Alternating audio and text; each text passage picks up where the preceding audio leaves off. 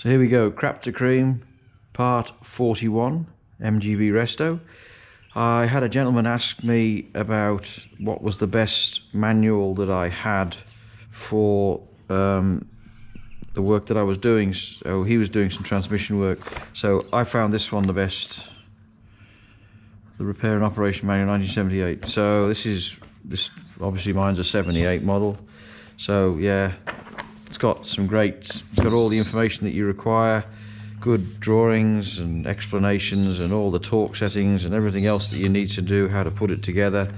So that's the most comprehensive, and that was like, I think 50 or 60 bucks Australian from Rimmer Brothers in the UK. So that's the best one that I've found to be of any use.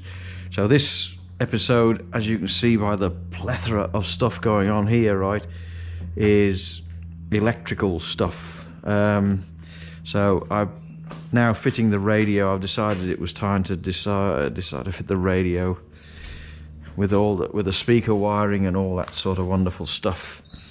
And that involved fitting the center console and the carpet. So now the center carpet is in. Had a bit of a bonfire today and got some ash blew into the shed. But yeah, so there you go. So that's the center console in. And yeah, everything works. Look, even the clock works. So yeah, I'm using these plugs wherever I can for doing all the stuff for the wiring. The cable, so if you've got a 77 model and these two controls are in the center console, like this looks like a relatively straightforward job, but my lord, trying to get those cables in. So the one that was going to the interior defrost, the cable was slightly too long, and you can't shorten it without taking the whole thing apart again. So yeah, whilst it doesn't look like much has been done, there's been a truckload of stuff done. And there's a very fine line between too long and too short. So too short, you can't get your hand in to do the cable clamp up. So I suppose one way you could do it is to put the cables on the back of this first and then feed them through into the engine bay.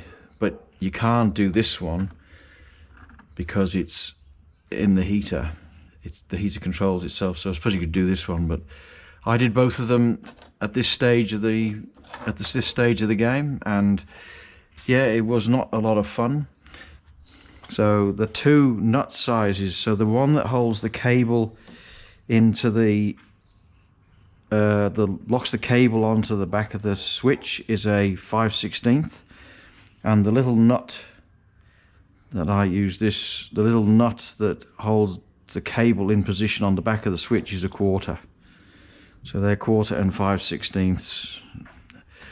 So that's all done now. It's all bolted in and all screwed in. So it looks the part. Apart from that, I haven't done much else really. I've done one cable now. That's in the door here on the left-hand side. So I've got the right-hand side to do. I think I think that's about it.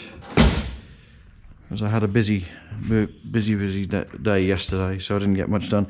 My fuel cap arrived, and my spare wire rim arrived as well. Silly me, I only ordered 4 of them.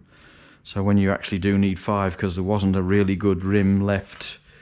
Even the spare one that was on the car was not in the best of condition, so I have a 5th one now. And as I continue to say, right, keeping the old cables and yeah, and like even the old mats, the old carpets, it all helps with working out how to make it all fit. Because I've cut the carpet in the center where the gear stick goes, I've cut that the same as the one that came out, and there is a board spacer that goes underneath between the tunnel console and the top of the gear stick and the top of the tunnel, and you have to, like mine was a bit thin, so I've made a thicker one in the other shed now, so that it doesn't pull the center console down and break it, because mine's all cracked. So yeah, I've done a few other little bits and pieces, but yeah, not a lot really worth the old mention now.